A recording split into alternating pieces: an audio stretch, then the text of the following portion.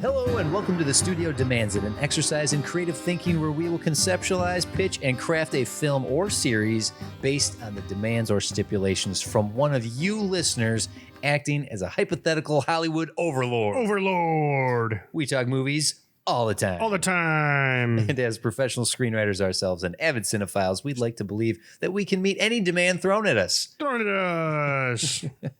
Well, you're in top form today. We will be your screenwriters for this episode. I am TCD Witt, and joining me, as always, is Jib Burzelic. There you go. Yep. That was a yeoman's effort to get to that name for you. Do you see what I did there? These are off the top of my head, man. I'm giving you all these oceanic puns. Yeah. Roll with it, Jib. I am. Were you waiting for me to stop like talking?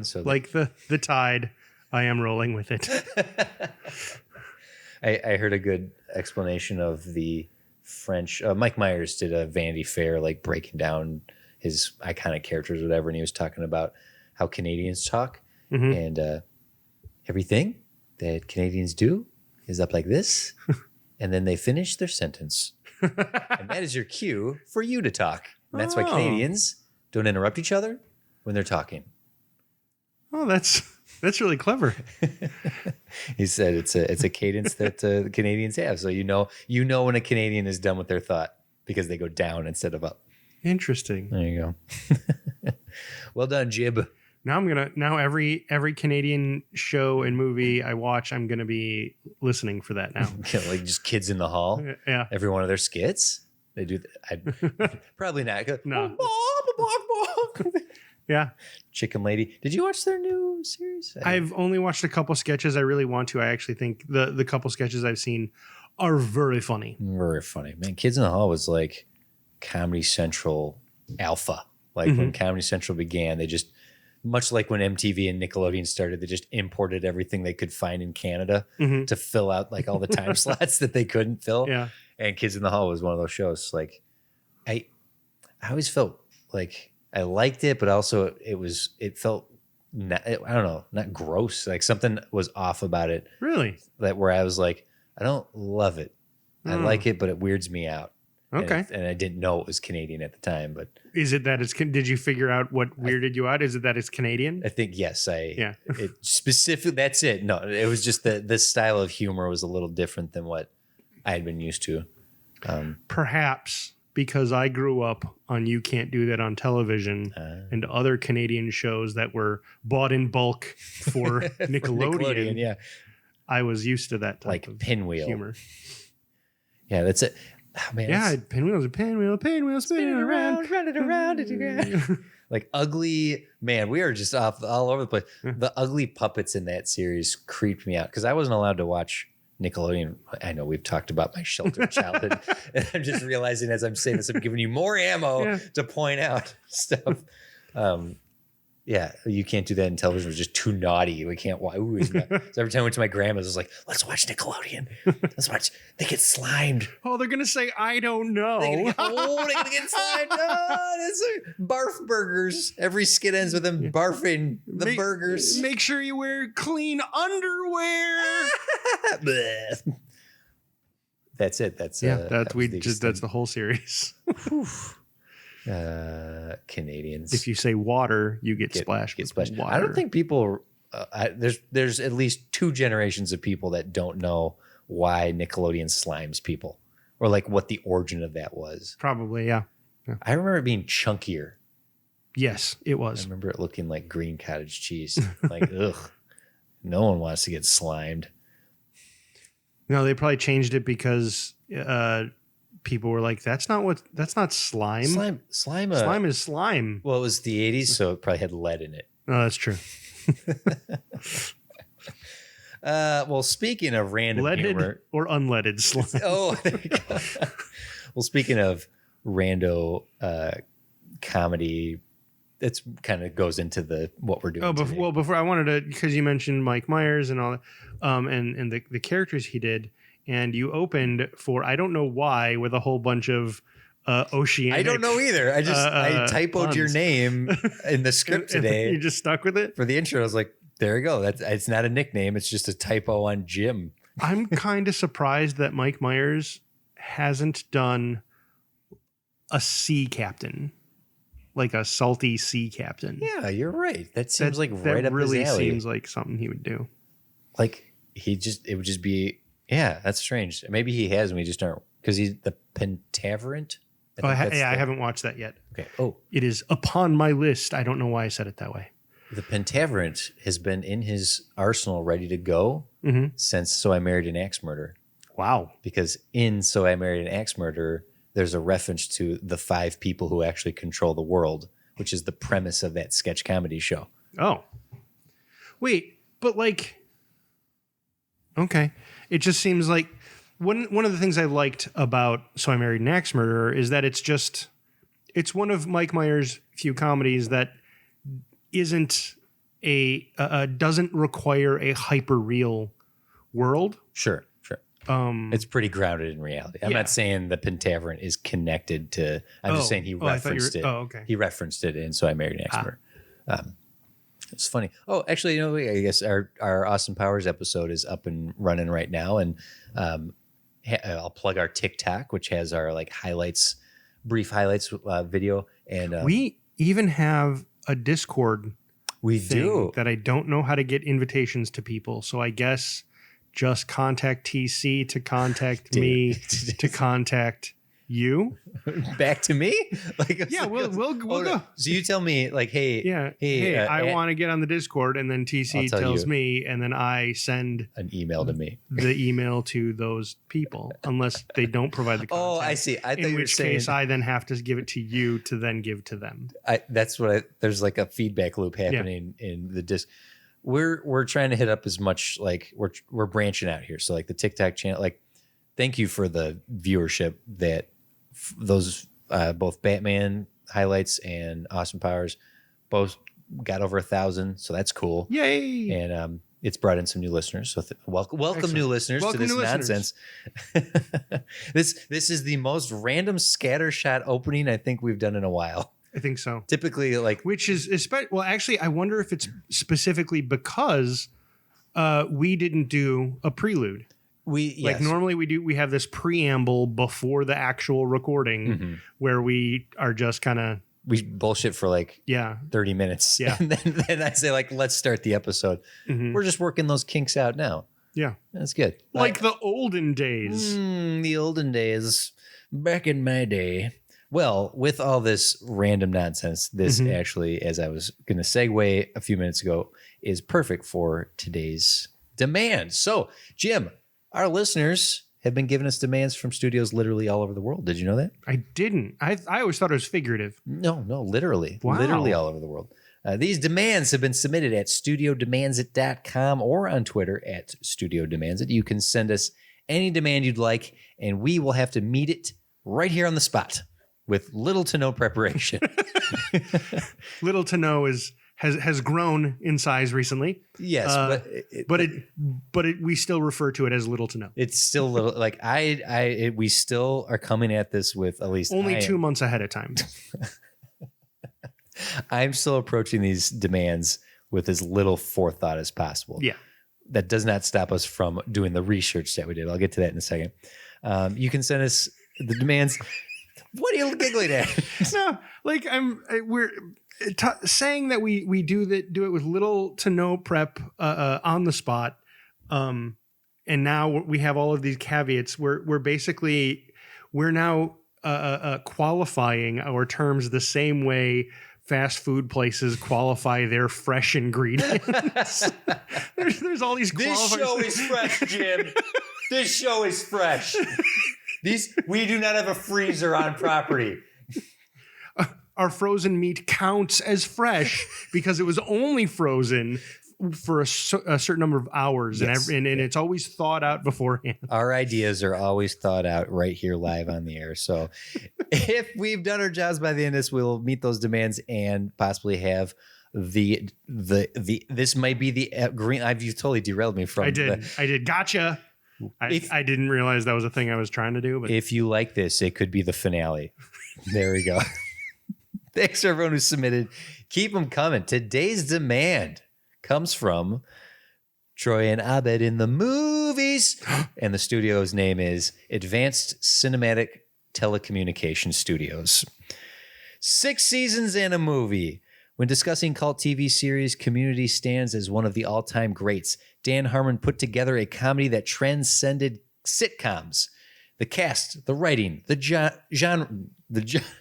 bending, the comedy, and the heart. The show had the Russo brothers before they went to Marvel, Justin Lin as he blew up with Fast and the Furious, and I didn't know this. Oscar winner Ludwig Göransson did the music. This guy did Black Panther and Mandalorian. Oh, wow. And while it was always on the verge of cancellation and eventually relegated to Yahoo, where it subsequently broke the streaming service, it remains an incredible show that continues to find fans. 6 seasons, and now the studio demands the movie. I'm assuming the person who submitted his name isn't actually Troy and Abed, and that was just their clever way of referencing further into the show. So we discuss this sometimes when we get the demands in. I skim them for the content and then file them away without reading the copy. Sure. And then so we don't know the full actual demand until this until right now. I don't know why I put an H at the beginning of that. So we are aware this is Community. We assumed this. Okay, so let me finish the demand here. The original cast must return, including Chevy Chase in some capacity. Also, Keith David, Paget Brewster, and Jonathan Banks. 7 years have passed, so 7 years must pass in the movie. Use any and all details from the show to craft this movie that should be.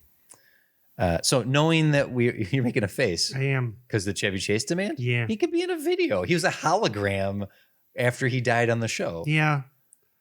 We'll figure it out. Don't fixate on that right now. I don't want that to be the one, like, let's figure out Chevy Chase. Knowing we were going to be doing this Community demand, we guessed it was going to be the movie. Yeah. So to prepare for this, we did a little bit of rewatching. Oh my God. Could you have imagined if the demand had been do a prequel season, a year zero, the study group before this study group? How did they? It's young Dean Pelton becoming the dean for Community Greendale babies.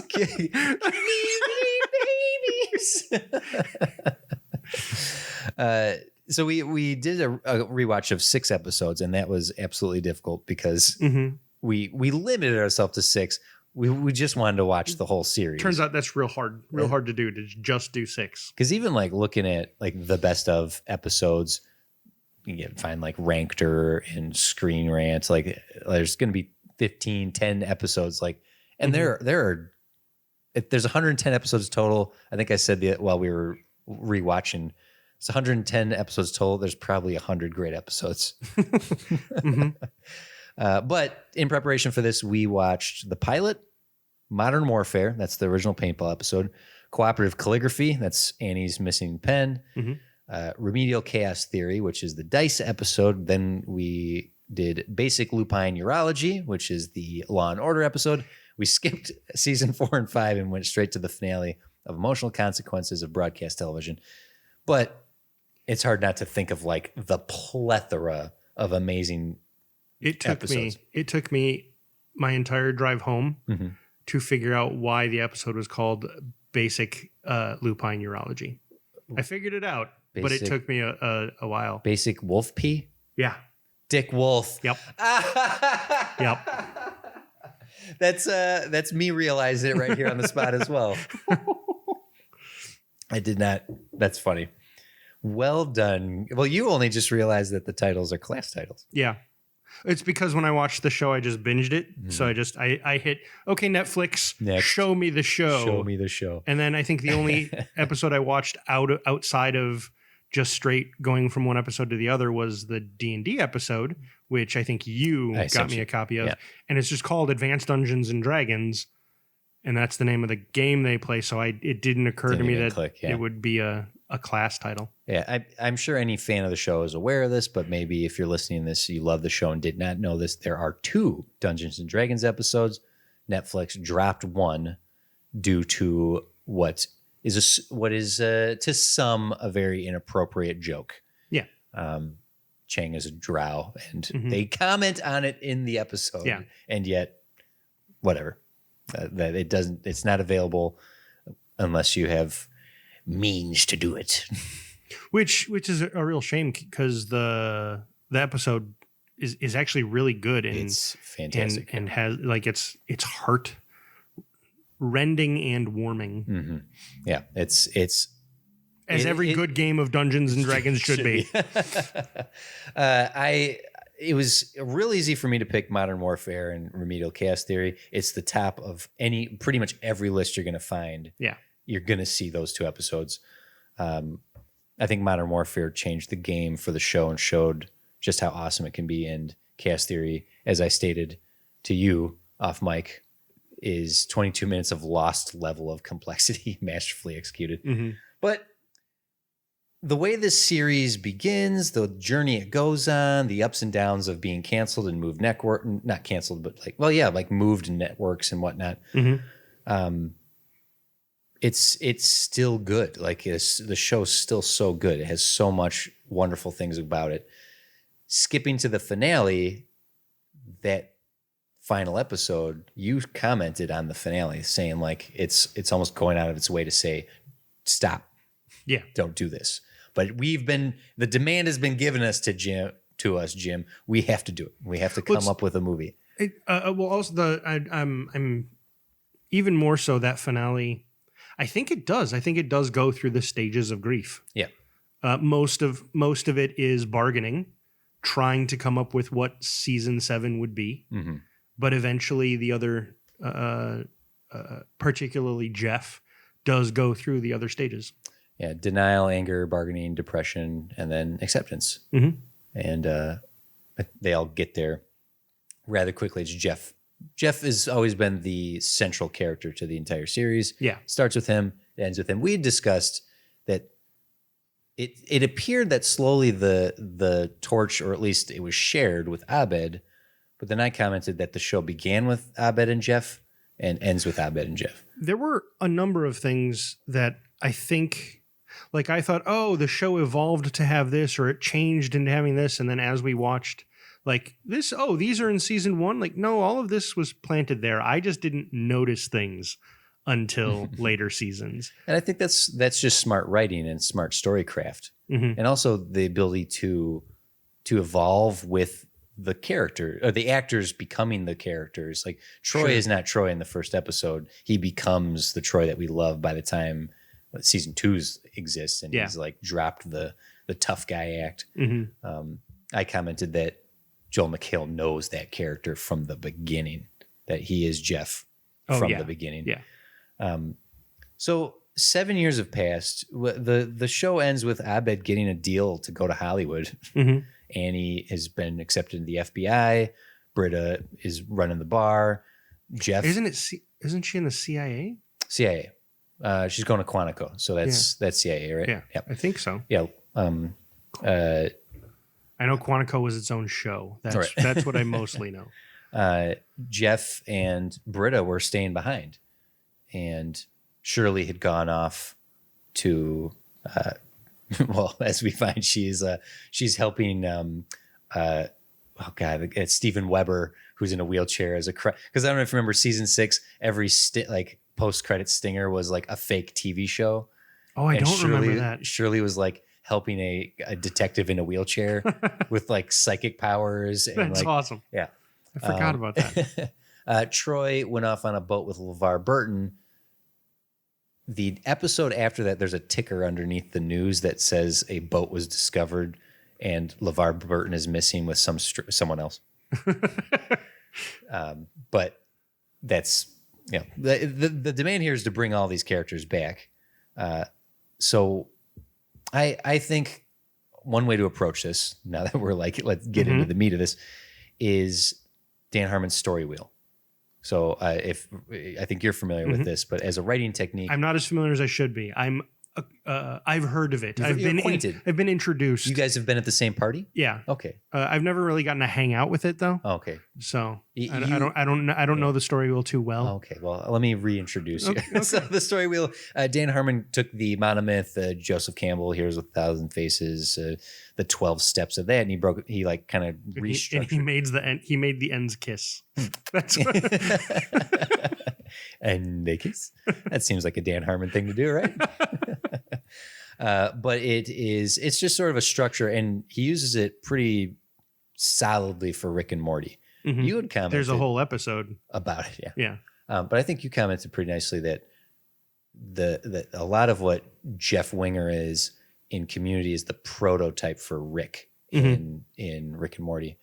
Dan Harmon has a much like many storytellers like Woody Allen, Spielberg, Tarantino. There's going to be like isms that you can see in the body of work. But the story wheel, I think, is a good structure for how to possibly approach this film. So it's you start in a comfortable place, you want something, you enter an unfamiliar situation, you adapt to the situation, you get what you wanted, but you pay a heavy price for it. You return to the original familiar situation, but you've changed overall. Real simple monomyth stuff, but the way you cross thresholds, it's like you change. It's a real simple, elegant way to approach storytelling. Mm-hmm. It's not a hard rule where like each section has to be 15 pages or whatnot that you might get from something like Save the Cat. You're grinning because you know I have a grudge against the Save the Cat as a structure, but it works. Like I can admit Save the Cat is a good story structure. And actually, for as much as this screenwriting podcast tells stories, we don't often talk about the craft of storytelling very much. Yeah. And so this sort of well, it's because I think both of us don't really ascribe to it. Like we don't follow those blueprints. We just we throw stuff at the wall and then we cloud shape them. Yeah. Right. Like, that looks like that a duck. looks like a thing. So 7 years after the fact, I think we start with Jeff. I think that what's the overall plot of this movie? Do they come back to save Greendale? Does everyone meet in Los Angeles? Like what is... So 7 years is a weird number, but you know what? Greendale's a weird place, so maybe that's okay. My original thought was it would be a 10-year reunion, but it hasn't been 10 years. It's only been 7. So they have a 7-year reunion. There you go. That having the reunion and having it be a weird number is perfect for Community. Yeah. That's totally Community. It is. Welcome to Reunion. We're having it because we don't know if we'll have the building. Actually, that'd be funny to be like, we're doing a 7-year reunion. Why not a 10-year reunion? Oh, I don't know. The building might be torn down by then. What? Oh, sure. Yeah. I accidentally sold the school. Again. Wait, what? So yeah, having a reunion that gets everybody together. Mm-hmm. So then what? Is Jeff still there? Has he embraced that? Because his fear at the end of the finale is that he's going to be stuck at that table with Garrett and Tina and Vicky and the other and Leonard, Todd. Yeah. And that was his fear. But then it seemed like he accepted that, you know what, maybe it wouldn't be so bad if I'm still stuck at that table because it could be full of hot redheads. So where's Jeff? Where's our quote unquote hero in this story? Is he still there? I don't think so. I imagined that Jeff would go back to being a lawyer. But was there a reason that he couldn't do that? He did go back to being a lawyer he did want and then came back to school because like Abed, it turns Troy, out Rob Corddry's a terrible influence. Well, you mean in real life? No, Jeff did go back to being a lawyer. He tried to be like a bus side lawyer and he failed at it, and then he became a professor at the school, or teacher. It was a joke to call him a professor, but like he failed at going back to being a lawyer, and he found his stride at being an educator. And as so when Jeff is like tapped into his heart and soul, he brings people together. He uses his golden tongue to get himself out of stuff and get away with stuff for so long. But when he rises to the occasion, he does the hero speech. Like I can't remember who says it. I think Abed says it in the finale. It's like Jeff starts to give the speech and he's like, here it is. Here we go. Buckle up. Here comes a winger. So it's hard to imagine that Jeff would still be there, but like what's the comfortable situation? It does seem like we should start with Jeff. The original pilot starts with him coming to school because he needs his degree. The repilot is him failing at a lawyer and coming to the school to be a teacher. So what is the next stage to go in there? I mean, if the dean is retiring and offering the job to Jeff, it's the tough thing here is that like, how do we not, it needs to be worthy of a movie. Yeah. That's the Simpsons, the Bob's Burger, Family Guy. When you take a show that South Park, the South Park guys won't do another movie because there's nothing they can't do on the show. Yeah. So well, and from what I understand, that's basically what they're doing movies anyway and just chopping them into episodes. So the trick here is coming up with, maybe we don't start with Jeff. Having a 7-year reunion is great, but what's the big plot here? If it's sticking to the meta-ness of the show, it's this is what you wanted. We're giving you what you want. Well, if we were to be the writers of Community, which is what we are pretending to be here. This is true. Hello, welcome to the studio demands it. I think, Community is also commentary on culture and pop culture and film and television. Yep. I think the self-referential meta narrative would be the idea of reunion movies. They're not always called reunion, but like when you get the band back together, or you revisit a very old franchise. I mean, TV, what is the formula for those? A lot of shows have been doing that. You got Will and Grace came back, Full House came back. Like there's certainly, you're onto something with the that. ones that come back and do it as a movie, like or like Jurassic World Dominion brought back the original characters to what point? So they poorly retold the original movie. Yeah. And there's a lot of like trying to nostalgia harness when bringing back these characters of any show or franchise. And a reunion is exactly that. It's bringing everyone in. Hey, where have you been? And remembering old times. So Abed would be the one going like, it's a reunion. We're doing a reunion. This is okay. Oh, it's you're exactly who you were, but you're different. You're a little bit older, but you're the same. Like we've been here, done this. Like almost going out of his way to point out like. Would he be like almost like a ticking clock? Like, okay, this is the season 1 reminiscence. And like, we're into season 2. We're in season 3. Season 3. That's a callback to Britta and Jeff. Yep. That's are you guys having sex again? No. They probably are gonna hook up at some point. Like, but yes, that's a good way to like reunion. Yeah, or like you're getting a good template here of like getting all the characters together and sort of like playing all the greatest hits. But where reunions or reboots or relaunches thrive is when they move beyond, like Ghostbusters Afterlife. It ticked off the greatest hits, but it also found some newer stuff to do with it. Oh God, who would have a kid? Someone's gonna have a kid here. Britta would have a kid. I mean, technically, Shelley already does. Shirley has her kids. This is the reunion, but this is the next generation characters. We're gonna definitely have a spin-off series of these kids. Like, I mean, he would say it. I hate that. I hate it. Well, that's also what he'd say. Yeah. Like, I hate this. Do Britta and Jeff have a kid together? No. Did Britta adopt like a kid from Nigeria? No, I think Britta had a kid with one of her lovers, flash in the pan boyfriends. Okay. But getting them to the reunion and seeing like this is where they are, this is what they're doing. Do you paintball it? Like, how do you what's the escalation here?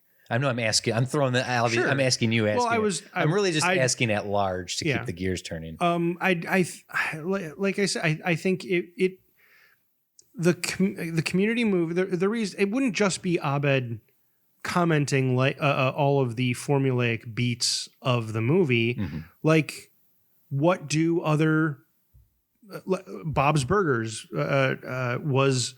It was still like an episode. Simpsons movie was still like an episode. Yeah. It was just sort of a bigger plot that they were able to turn into 2 hours as opposed to the normal half hour. Yeah. And on like your idea of the school closing, that's a decent idea. Mm-hmm. Well, alternatively would be reopening the school. That they somehow it has been closed. That it got closed down. And the grand reopening of Greendale Community College. Well, the whole Save Greendale was the 5th and 6th season that they became the Save Greendale Committee as opposed to the study group. Yeah, and Frankie closes the book that they have officially saved Greendale. Mm-hmm.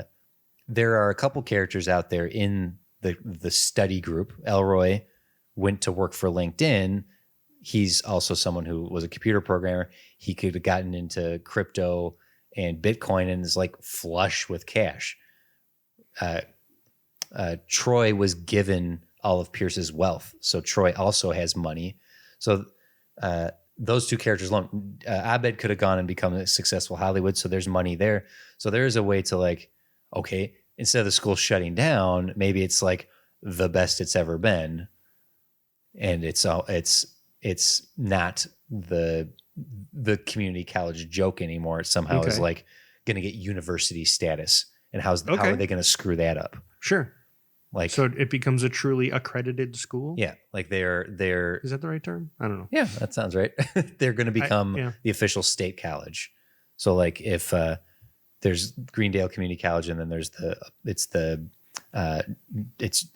Jordan Black's competing college. City College. City College. It's like their City College, Community and Greendale Community. One of them is going to become accredited. How's that? Like that they are competing for, or I don't know. I'm sorry. There's a lot of spaghetti thrown around here.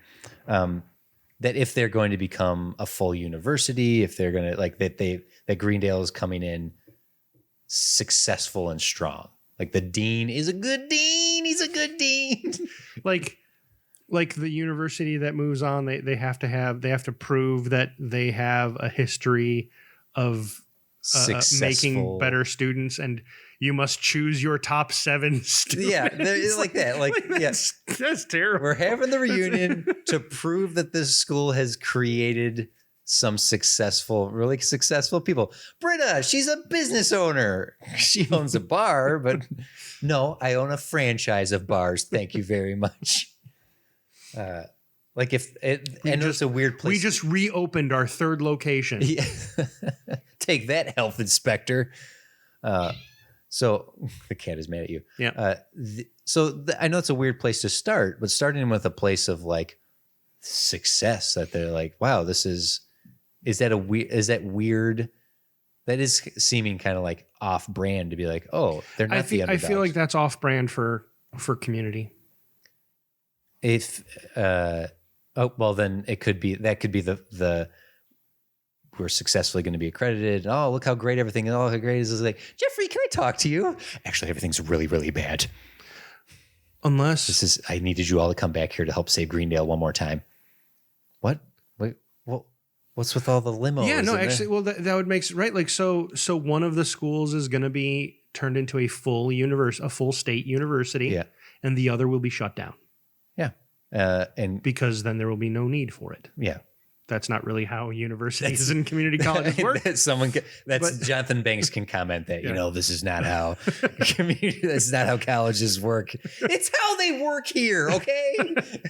I think I like I normally we come up with these pretty linearly, but I think I kind of like the idea of, they're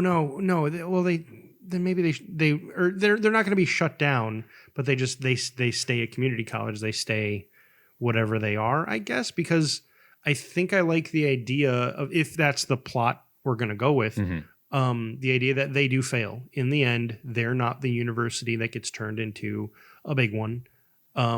So then the end is being happy with what you are and what you got. Hey, I mean, Community often will go back to those heartfelt messages and being happy with the success you have and not the success you can't reach.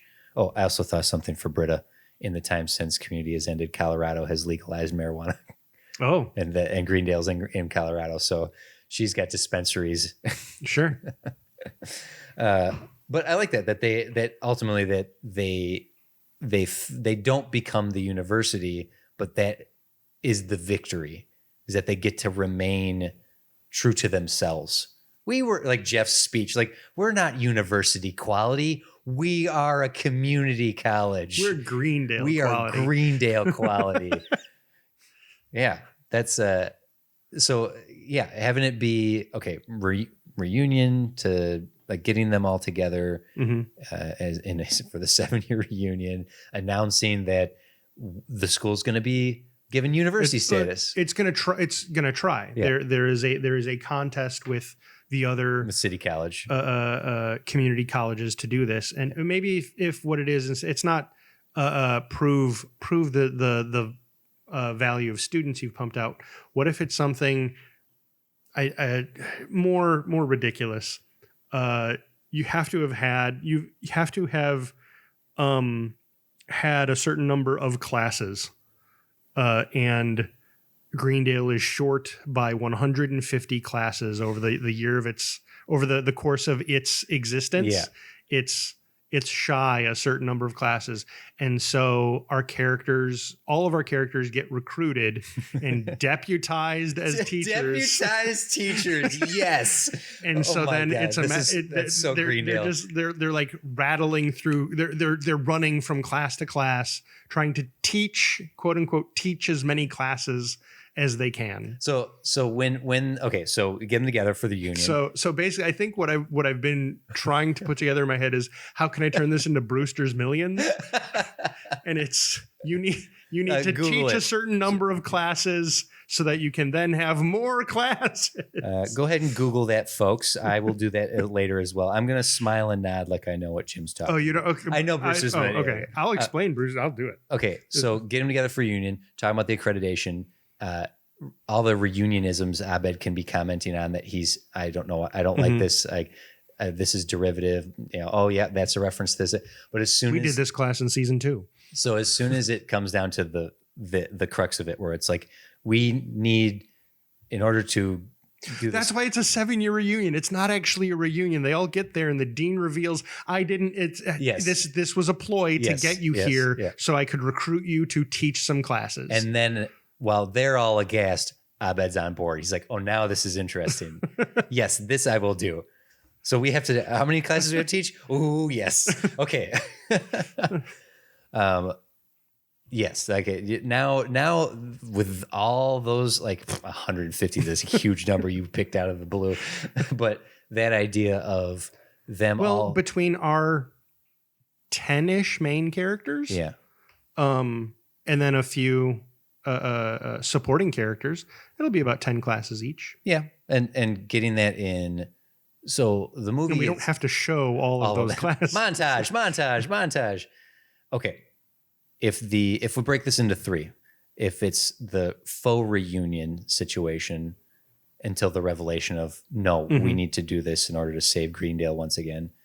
And then the middle becomes all the classes and the ridiculousness of, and the best way to, I think, to handle classes. That's how you bring Chevy Chase back. That's how you bring Pierce back, is he actually has a whole bunch of recordings as a hologram, giving different speeches, lectures.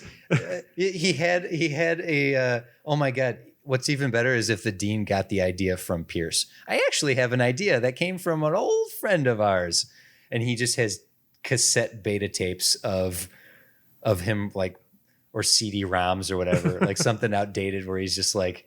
And what makes that what makes that a good callback is not just to the fact that they played the video game to earn the millions or like the money, the wealth that his father left behind. it goes all the way to season 1 and the Colonel Sanders face in the spaceship Sure. that looks like his dad. So if it's Pierce as a hologram, whatnot, there's a lot of callbacks happening here. Mm-hmm. But if it was like Pierce just recorded 100 classes himself, and it's like, See, I was thinking none of those recordings, they're not actual classes. They're like Just one of lectures. they're just one of them him okay. describing the religion he's a part of. One of them talking about all of the pranks he pulled on his maid. we call this prank 101. Yeah, and it's literally just Prank on his maid. So what you do? And this one time I starched all of the clothes, so none of them would fit in the washer. It was hilarious. She I looks don't know, like a fool. Yes. All right. Sorry, Kat.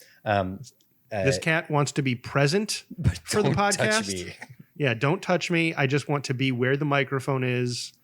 You can't talk into the microphone. The variety, and I talked about this when we were prepping for this, about what I like about Community is that you can match up any two characters and have a full story because they're so realized. They all have such individual like characteristics, and they make great dynamics. You can stick Britta with Shirley and get something. You can take Pierce and put him with Abed, and you get like the dynamic always changes the story. So the fact that they have to do 150 classes and are going to be crossing paths or like, a lot of walk and talks. A lot of walk and talks. So the whole meat of this in the center, the gooey center of this is checking off as much ridiculousness as possible. References to the old shows, like references to pop culture, and just like what's the curriculum. This is all general plot stuff. We can get into like character stuff after the break. But what I would like to suggest, and I know Dan Harmon would absolutely shut this down because this is what people would want. I think it ultimately has come down to a paintball game. I think maybe that in the end there's like the third, like the finale of this has got to be something, if not paintball, likened to paintball, like the floor is lava, where the school has to go full Greendale. I think it does have to happen in there. I don't think that has to be the climax. Where else do you? I think the way you sell Dan Harmon on it is by not making it the climax, by just having it be a scene somewhere in the movie. I'm just trying to think of what this gets to. Like, where does this build to? And a big ass finale, having a boring ass Avengers style finale, where it's just this, preventing the school from being on fire. I'm just like, what's the full genre ending to this? And I think it's referencing Marvel movies and Jurassic World and all the big like Star Wars like blockbusters that go out loud and annoying. Don't get me wrong, I love loud and annoying. I'm not criticizing those franchises. I like that's our bread and butter. Yeah. So I'm suggesting that all the 150 or whatnot is great, but maybe they get 149 and that 150 is the, okay, time to blow up the school. Like, let's get nuts, so that it builds to it. I would almost rather do exactly like literally what you just said. One of the characters, their plot is, oh, we'll never make that. We should just blow the school up and claim the insurance. The insurance money. Let's see. Who's the one character who Annie would probably think of it? Like, guys, I have an idea. It's pretty unorthodox. Annie, you work for the federal government. I know, that's how we can get away with it. I have friends. That's why this is a foolproof plan. Is Annie suddenly the villain in the end of it? No. Sorry, we got Chang to worry about. Chang will blow up the school. Yeah. He's like, I know how we can do this. We'll do it for the insurance money. Okay. Or you have Annie throw that idea out there sarcastically, and Chang is like, yes. Yeah, Chang, go do that. And then you guys know better than to be sarcastic to Chang. With him right there. Like, yeah, you know better than to be sarcastic with me. Way to go, guys. So I think that, but yeah, if it comes to a big explosive blockbuster style finale, that's where the true genre bending can go. Like hero shots, the full Marvel treatment, the slow-mo run at the bad guys. Yeah, I don't know. I'll let you think about it for a minute. Sorry, it makes great podcasting. Sitting here silently ruminating on the idea, scratching your head. Yeah. Well, let's take a quick break here. There's a lot to digest, but I think as far as plot goes, I think that gives us whatever the finale should be. I think it should be big. It doesn't have to be. I think blowing up the school is kind of funny, but particularly if it gets blown up in the end and they lose. But is that why they lose? Like they actually pull it off? Yeah. Don't worry, guys. I got this one. No.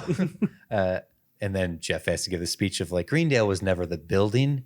It was never the campus. Yeah. It was the people. No, Jeff. The school is a building. The first accredited whole. Greendale Community Hole. Well, we do have all these rich guys characters who can help rebuild the school and make it like super awesome. We might have just figured out the ending of this thing. They succeed, and then Chang blows the school up, and they got the first accredited hole in the ground. Okay, let's take a break here. Okay, we can come back because that is giving ideas. So I guess I'll hold that thought. Oh, okay. We'll be right back with some 6-5. Here's some 6-5 media stuff. Whatever. We'll be right back, folks.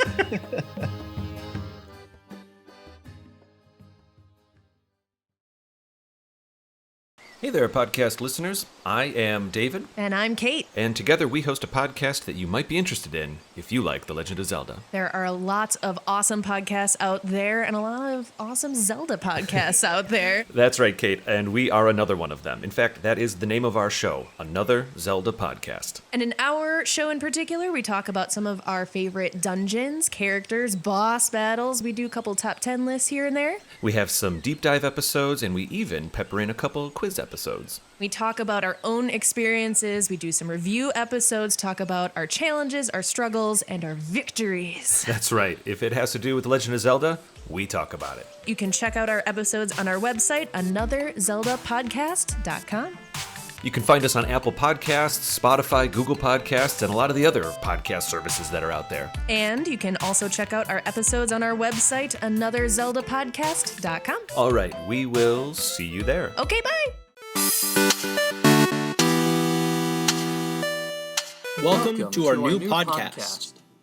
Welcome to our new podcast. This isn't working. Agreed. I think we're going to have to do it turn by turn. Well, now that you mention it, we are a brand new RPG video game podcast. Our very existence hinges on turn-based gaming. So join us on the Turn by Turn podcast, where we'll be talking about Pokemon, Fire Emblem, Golden Sun, Shining Force, Mother, and so many more. It's your turn to come and join us.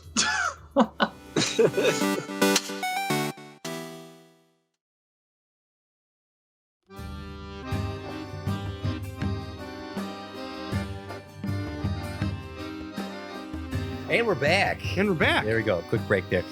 So without losing that momentum, I know where we need to go here, but I want to hear what you had to say. So to kind of lend credence to, not that it needs to have, basically, I feel like just blowing up the school for a Chang joke isn't quite enough. Like that is what will happen, but what karmically justifies it, like is or I guess plot what I don't know, whatever. I think it'd be fun if throughout they're finding city college people and just other people, other antagonists from the past, trying to sabotage them. Nick Kroll's back with his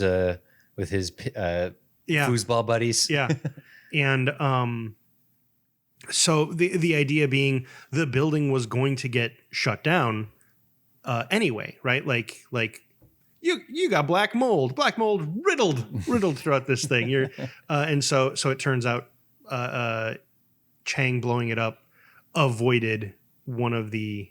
It sounded better in my head. No, it would have got him blowing it up was a very romantic and a very big visual display. You may have impressed the state college people, but you'll never get building permits. Blah. And then the building blows up and they get their, like, that's the epilogue or the denouement of like Greendale getting built again. And they have a statue of the Greendale 7 in the center, like whatever. Greendale 7, 8, 9, 7, 8, 9, 10, the Greendale 10. I'm giving Keith David, Jonathan Banks, and then Chang and Patrick Bruce 11, whatever. It's the whole happy family. It's got to be Luis Guzman again. It's just, you're right. It does need to be Luis Guzman. So, okay. If this is our plot, then now we need to discuss what all the journeys that the characters go on. Yeah. So I'm going to go back to Jeff. Mm-hmm. He stayed in the end. And is he still there? Yeah, I think he is still there. I think he's embraced and loves, like So he's been a teacher at Greendale. He's fulfilling his destiny of becoming Pierce, because Pierce had been at that school for so long. He had taken every class. Like Pierce had more credits than anyone who had ever gone to Greendale. And I'm not saying that Jeff has become Pierce, but there's little things that the path that Jeff has been on, the fact that Joel McHale is like a young Chevy Chase. Like there's just little things that if Jeff has become the Van Wilder of his school, and Abed can even call him that, and Jeff can be like, that's a dated reference, and Ryan Reynolds isn't that attractive. Cool. That's Jeff talking. Yeah. I was about to jump across this table. Okay, I'm so sorry. I'm so sorry. But yeah, if Jeff is like, just lives and breathes Greendale, he like knows everyone. He's using an opportunity to hit on younger girls. Like, so what's his arc then? What's his? You good question. If that's where he starts, and that Greendale's going to be taken away from him, if it becomes an actual university, he's not a professor. He doesn't get to be. I'm just coming like. He will lose. He doesn't get to stay, and all he will get to do, like Dean could be like, well, you can't be a professor because you actually don't have your master's degree in teaching. Or did he get his degree? End up getting his degree in teaching? I don't know. You can enroll, and like, dear God, I do not want to enroll in this school. I don't know what is like freaking A. I mean, I don't know where to go with this. We'll come back. We'll come back to Jeff. Do another character. Shoot. Who Troy comes back, right? If Troy and Abed team up again, Troy and Abed and reuniting. There you go. Well, so ultimately, what would we? So they've come back together. Mm-hmm. What do we want to explore with them? Have they grown into different people who, like, when they try to fall into their old habits, they don't work?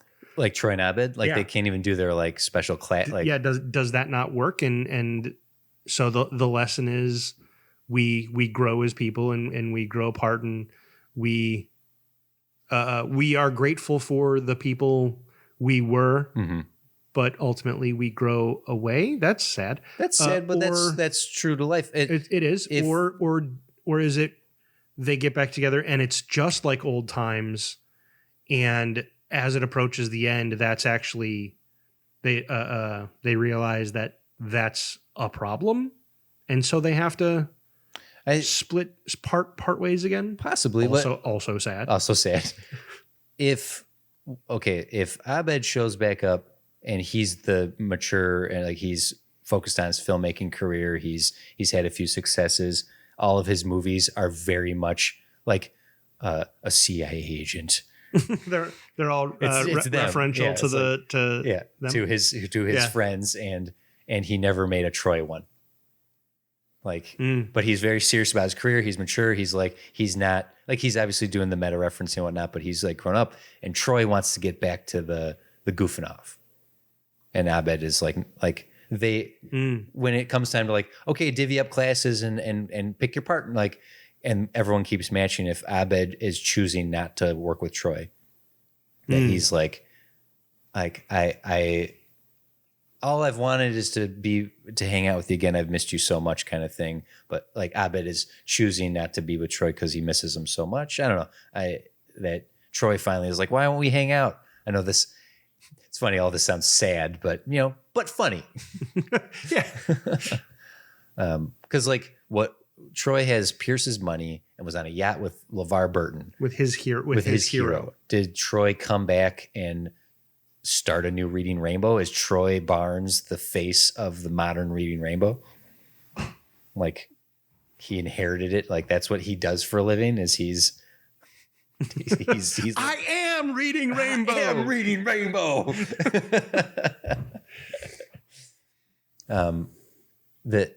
You've just laid out a very nice lesson for these people to learn. Is like we need to be like Troy and Abed in particular. We can't go back. We're grown up. We're adults now. We can go back and play, and we can be thankful for the time we had. But in the end, we have responsibilities. I think a lesson we might like more is they have grown apart from each other. They have grown into new people. So then when they're back together, it's not working, and so they think something is wrong. And so their arc is learning about the new person, this new person that their best friend has become, and learning to like that. And it's not just reliving. They try. Oh, that's perfect. They're going to try to do Troy and Abed in the morning, and it doesn't work. They have to abandon Troy and Abed in the morning. But in the end, they end up finding new things that they now do together. This is a perfect meta commentary on franchise revivals.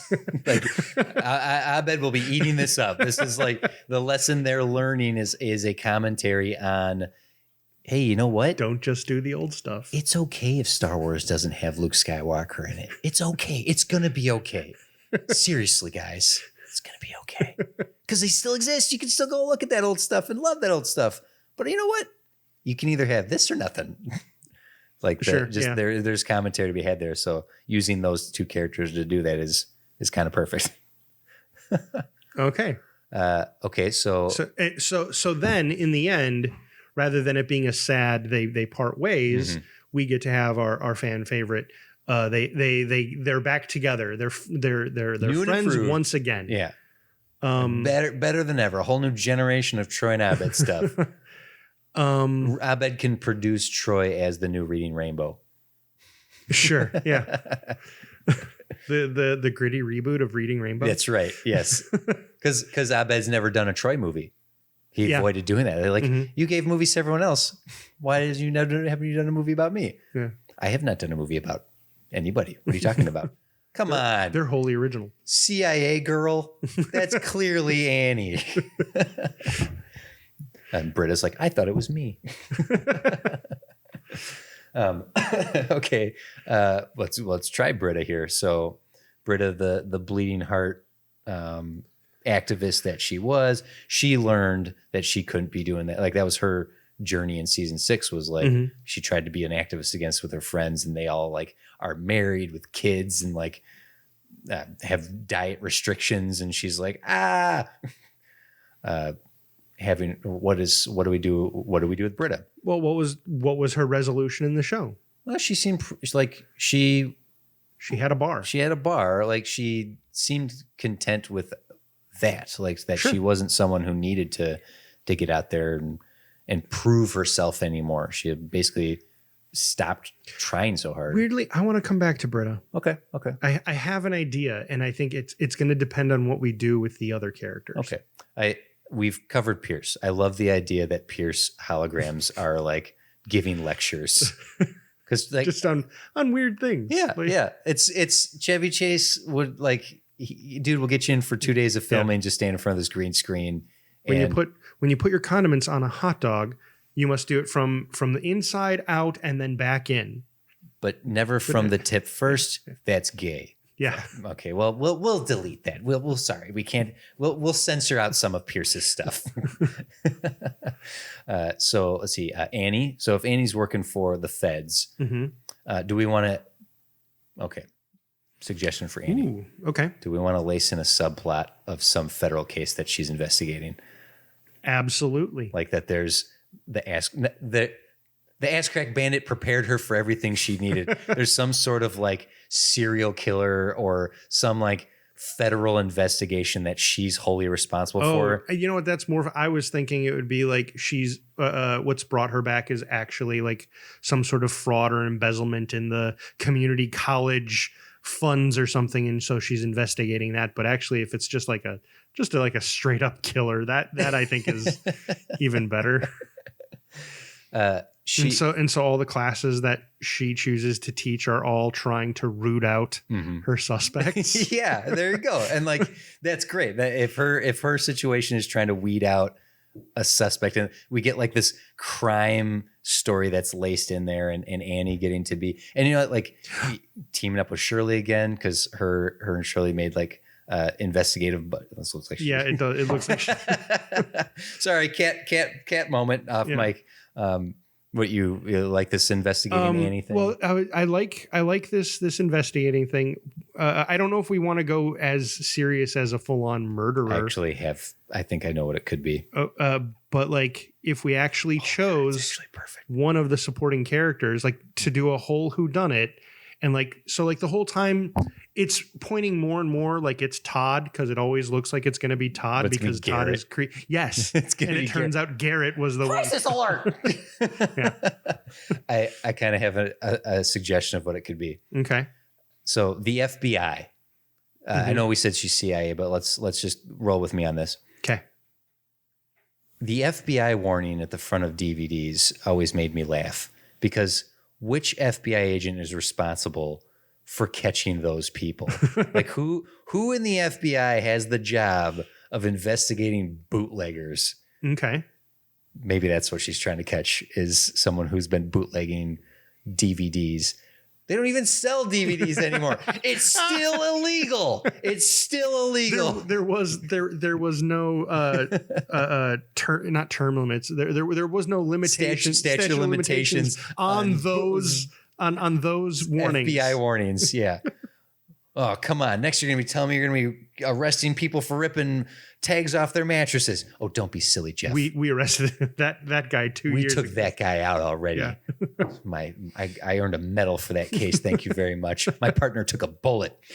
In the mattress case. What the hell? So I know that's like super low stakes, but if she's taking it like dead serious, like she's chasing a serial killer. Yeah. And then it's just Garrett bootlegging DVDs from his dorm room.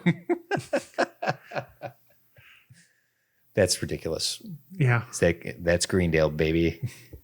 What's her journey though? Like, I mean, solving that and is that it? Like, do we get any sort of emotional arc with her and Jeff? Like, is there any rekindling of that?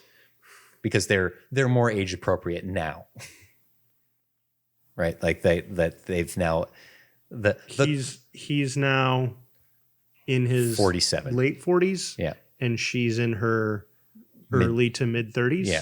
Yeah. So now it's a little better than a 19-year-old and a 40-year-old. Yeah. I know you are a no. I can put aside my weirdisms to to acknowledge story stuff. I don't know if the show did end with them saying goodbye. Yeah. So I feel that's where I was going, was like, sure. I actually don't know if they would circle back to each other. But I feel like with Community being what it is, there probably should be some element of a romantic subplot here. Were we to start writing, were we to like sit down and actually write this out, what I would want to do with Annie and her story and the way Jeff would plug into it, I would approach it like Sherlock Holmes. She would be Sherlock. Whoever Garrett would be the Moriarty.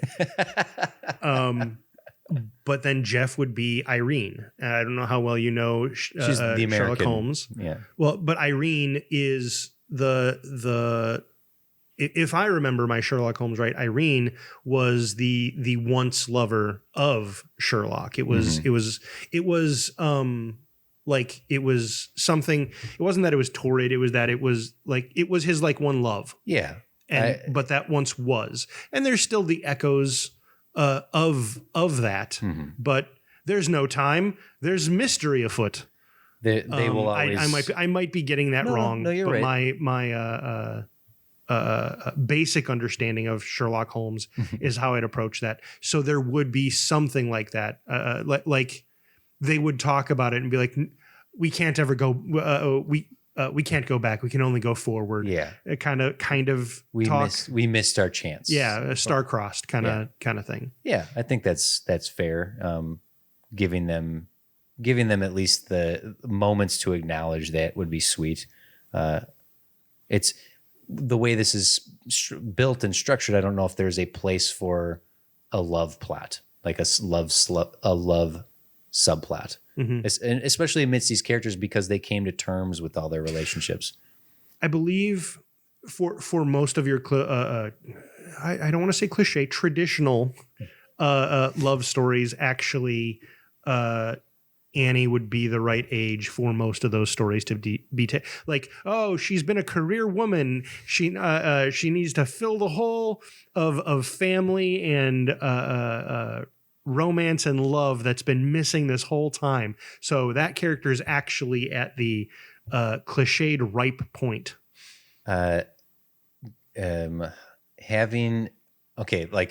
adding a new character. Go the traditional routes of someone like Sam Rockwell in the original Charlie's Angels seems like the helpless victim, and then is actually manipulating Drew Barrymore. And surprise, I'm the villain the whole time, kind of thing. That if there's like a young someone, one of the city college guys is like a young guy who's like trying to romance Annie this whole time, and Jeff is like being protective of it. Like he's not that attractive. What about something like it's just straight up, it's her partner. And he's there and he's just like in awe of her, like, my God, Annie, you're brilliant. This is definitely, yes. And there's something very obviously blooming there between them. And Jeff is jealous. Yeah. Yep. And so Jeff is trying to insert himself, and maybe so you get this sort of triangle subplot, kind of like, because it's this old flame that Annie doesn't really want to rekindle, it's but like a love V.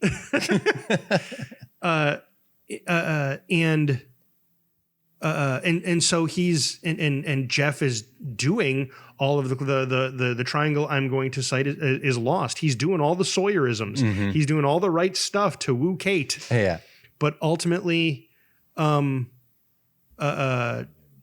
Kate needs to end up with Jack. And Annie's not falling for it. And you know what would be nice? Well, and even if she like maybe someone talks sense into Jeff, maybe just gonna say, she has a lucid moment where she says, "You look at who we are and what you're doing. Are you doing this because you want to be with me, or are you doing this because you want to win? I have because you want to win."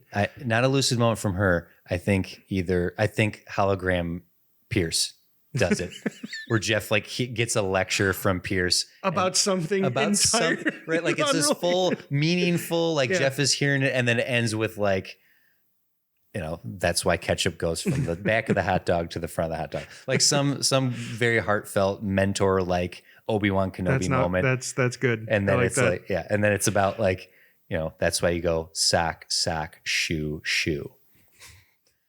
Thanks, Pierce. Giving Annie and Jeff that, but also giving Annie her trying to take out the perp that she's trying to catch. That's funny. Shirley's back. Actually, funny enough, because she's been helping Steven Weber as a detective for 7 years, she's got the skills and know how to team up with Annie as well. Just like they did in season 1. Yeah. How old were her kids? They were 12 to 14 kind of age. So they would be. So are they old enough to be students at Greendale? Yeah. So do we want to do a mother storyline for her where she's I don't know if this I'll throw it out there and we can say she's a helicopter parent. Yeah. She's like, Mom, she needs I'm to in learn. my 20s. Leave me alone. Yeah, she needs to learn to let her kids have their own Greendale adventures. Mm-hmm. Perhaps, yes. Okay, so like they get invited to a study group of their own, and she won't. Like, no, you're coming to my study group. Or she goes to their study group. Like, yeah. This is not how we did it in our study group. There you go. Yeah. Mom, God, who's? Oh, don't mind me. I'm just here. I brought cookies. Let's see. Okay, yes. If she can't help. Oh, because she also has the little one. Because she had the third kid. That's right. Yeah. 7. So that kid would only be 7.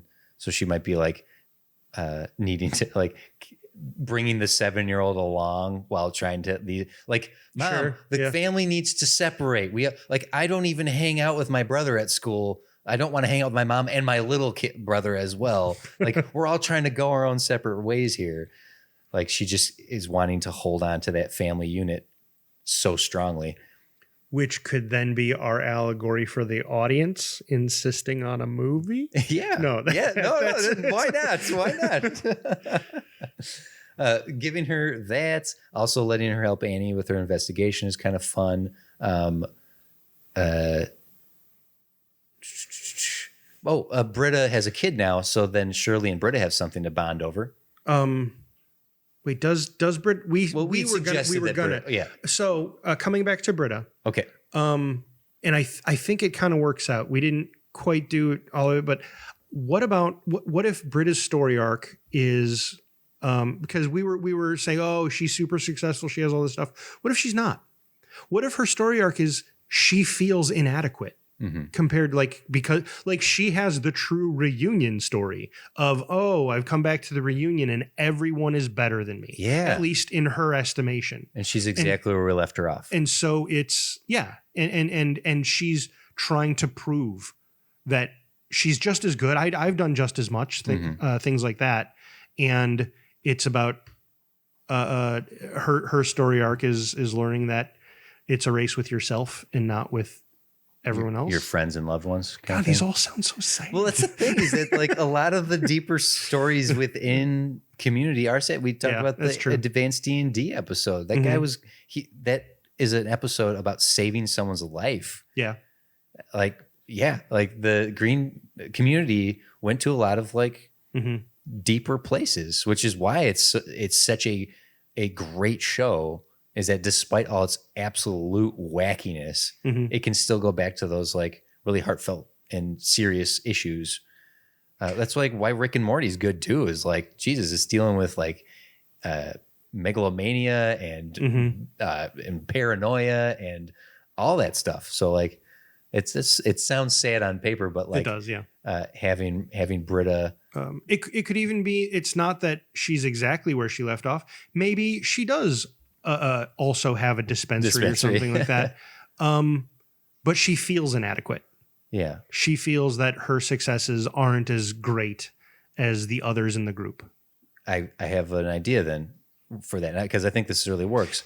If Elroy being rich with LinkedIn and Abed with his movie career would have money too, and Troy has Pierce's wealth, all that, if they've squandered it or they don't have as much left as they had, or they thought that they had, that if Britta's the one who has the literal seed money to save Greendale, to rebuild it after it's an accredited hole in the ground, that if she's the one my dispensary's doing really, because it's almost like, why were you feeling so inadequate? You have all this money. Do you want to do something like throughout the whole thing, the dean is trying to find new funding for it, and he's proposing to all these people, and it involves renaming it. Yeah. So it's going to be Linkedale, or it's going to be, and in the end, Britta's the one who supports it because she has a dispensary. That's why it's called Greendale. That's awesome. Yes. That's so good. Oh my God. And that is correct. Oh, right. That's really sweet. I thought the best name for it, Greendale. Way to go, Britta. I initially liked the juxtaposition of because in season 6 she found that all of her friends have moved on, now she's behind, and I liked the idea of this plot. Now she's like, well, no, not. Oh, I guess it's the same thing. They've all. I've become an adult. But they're all like beyond adult now. They're all super successful. Super adults. Look how happy they are. And they have all this stuff. And I'm just beer and weed. Which is, cool and all. Yeah. Oh, wow. That's funny that she names it, that she would name it Greendale. Who else? The dean. Well, I mean, the dean kind of always serviced the group. Like the dean will have plenty to do in this, in like monitoring the classes and like dealing with the threat of this whole thing coming down, like crumbling around him. I like the idea that the reoccurring gag is trying to like, if you give us money, we'll call it Elroy Dale and Abed Dale and Troy Dale. Troy and Abed have a university. That's our thing, Dean. Yeah. Don't do that. Yeah. Who are we missing? Paget Brewster. Paget Brewster, Keith David, and Jonathan Banks. Yeah. Now they don't have to. I don't think they need to be significant, like full on story arcs in here. They can be. They're great add-ons and supporting characters to have. Frankie and Jonathan Banks, they worked at the school, so they are still working at the school. Did they? I thought Jonathan Banks was he was the art teacher. Oh no, he wasn't the art teacher. I'm sorry, he wasn't the art. He drew his comic strip. That's what he. Yeah. He was a professor at the school. He was. Okay. Oh, that makes sense. He wasn't a part of a study group. They weren't a study group at the time. The Save Greendale. Yeah. Buzz Hickey was his character's name. Yeah. So he is still teaching there. Like he's more of like a cameo. I don't see it necessary for him to have like a full, like he has a background in military and police work. Sure. That's established in there because he's just Mike from Breaking Bad. Yeah. He's seen some horrible crimes and he has one of my favorite like there's so many incredible jokes, but there's a great joke. It's the Meow Meow Beans episode where Meow Meow Beans comes in and explains the app, right? And then Buzz just goes, I had people die in Vietnam. And like he's so mad. Incredulous. Yeah. And he just delivers it so wonderful. But even Meow Meow Beans could come back, and that's one of the sponsors that the dean is trying to entice. Yeah. We'll call it Beandale. We'll call it Meow Meow Dale. What do you want? Just give us money. I'm trying to save the school. Oh boy. He's the criminology professor at Greendale is what he is. So he has an Annie connection there. Like sure. He could have like given, like he's probably still some like covert op for the FBI or CIA or something. She's like, hey, I know what you're still involved in. I activate sleeper cell Buzzy. No. Every time that's behind me now. Every time I think I'm out, they pull me back in. And then Frankie being like, she's responsible for like the accounting and whatnot. Like she was the adult of the group. Sure. Frankie Dart, right? That was her name. What, if anything, do we do with her? Is just having her there, like supporting the dean's plot? Actually, that feels reductive. As the dean is like losing his mind, and like she's the one who can coherently be like, "Listen, we need A, B, and C." The dean can't say that because he's losing his mind. Frankie's actually like the puppet master. Like she's the woman behind every great man is a great woman. She's actually running the school. The dean is, I'm a good dean. He's morally he's a good dean, but she's actually been running the school. And perhaps that's even something that the dean would be willing to do that's actually even why it's possible for them to try to become a bigger university, like she's because of what she set up. Yeah, like she's administration. She's the one who's like activated all of this. So even going so far as to like, like maybe she's the new dean, or like she like out like gets promoted above him. Like the dean was, it's such a successful, Dean Pelton, you did such a great job. We're actually going to promote you to the whatever's above dean. And he's going to say, no, I want to stay where I am. I love doing this. Promote Frankie. You know what? I think I'd rather have there be some sort of plot line with all of the staff, not the faculty. Mm-hmm. Like, because there's the what was the department that John Goodman, the heating, the HVAC department. Yeah, there's the HVAC department, but there was also the IT department, which she was originally a part of as a different character. Oh, was she? Paget Brewster was on the show as a different character. But the idea that like maybe almost do like a Titanic plot for her, where Titanic's not the right one because we never really follow any of the staff in that. But like I'm trying to think of like a disaster movie where the captain or leader or whatever has to rally the remaining crew to do it, and that's what she has to do. Like all of these classes are gonna blow the boilers. We got. I don't know. No, you're onto something there. That if everyone in this movie gets a hero speech, this school has been pushed to the max. What are we gonna do? There's gauges. They're like rattling. Yeah. We're in the red, Frankie. What are we gonna do? We have to keep going. Yeah. If everyone in this movie gets a hero speech, we've succeeded. Yeah. And if she's having a captain of the ship Star Trek kind of moment here where the gauges are gonna blow. Yeah. Yeah, something like that. And that way we can make references to those staff episodes and stuff like that. Get a John Goodman cameo, which always improves a film. It does. Yeah. Yeah, that gives her something fun to it. And I think, and I'm going to stick with my pitch that the dean gets her the next level up, like promotes her to university like beyond university administration. Like she's earned her way up the ladder, and the dean steps aside to let her, because the dean just wants to stay the dean. Isn't that what the dean? I don't understand. Superintendent. Sure. I don't understand the structure and hierarchy of community colleges. Yeah. Superintendent is probably what it is. Yeah. Super is in the name. And yeah, Elroy, that's another like small cameo. And actually the school being sabotaged, that would play into that. Like the staff needs to now figure out, like, City College is trying to sabotage our efforts here, and so that would tie into that maybe. Sure. But yeah. And maybe that's where, like, I know it's not quite paintball, so maybe we could still get a paintball thing in there, but like something because of that, like do a whole Under Siege kind of plot line. They're coming out of the boiler to like fight back. Okay, I'm going to go back to thinking, because you just brought up as well, that this finale needs to end with a paintball match.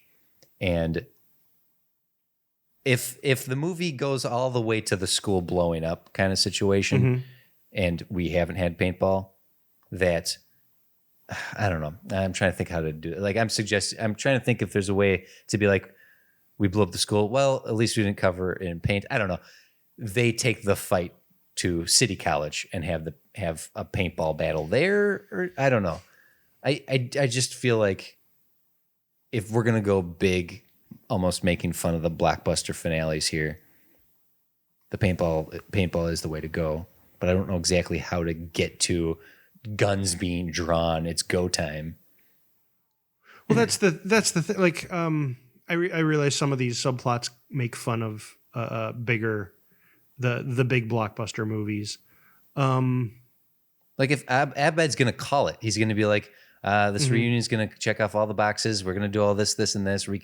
He's going to just lay out exactly what's going to happen. And ultimately it's going to end with paintball. No, this is not ending in paintball. Just don't get your hopes up. Stop saying that. Paintball's not happening. And so then get all the way to there? What if throughout the whole thing, that's Chang's story? Chang wants it to be paintball? It is paintball for him. the saboteurs are coming to the school. There's all kinds of saboteurs, and he's rooting them out, and it's basically Bourne Identity. A little bit of Die Hard as well in there. Yeah. That but it still leads to him solving the problem by blowing the school up. Yes. Chang, you idiot. So something. What if it's something like he finds that these city college saboteurs have planted paint bombs that are going to go off and cover everything and everyone in paint. Ooh. And so his solution is to blow up the school. So that doesn't happen. The paint bombs can't go off if the school has been blown up. That to me feels like a Chang That's solution. Very Chang solution, yes.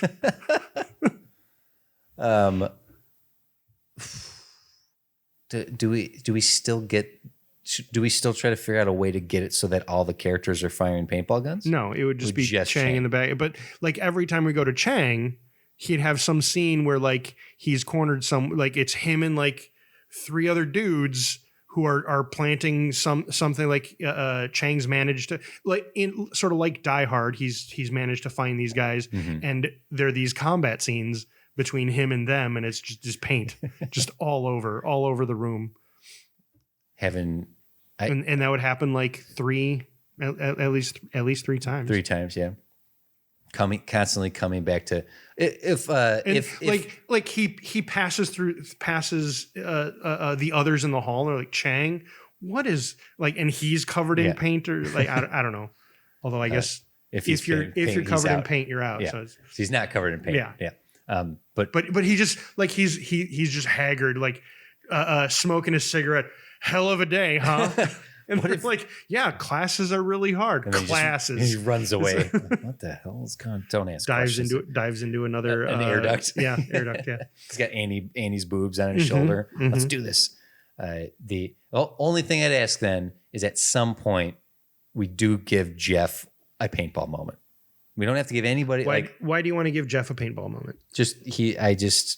He's the gag in season 6 is he's the best. He's the best of the paintballers, and he's retired from it. They pull him out for a bodyguard, espionage kind of old Robert Redford movie kind of plot. And he's like, I'm done with it. And Frankie's like, no, paintball. And then paintball is secretly happening. And Jeff gets involved.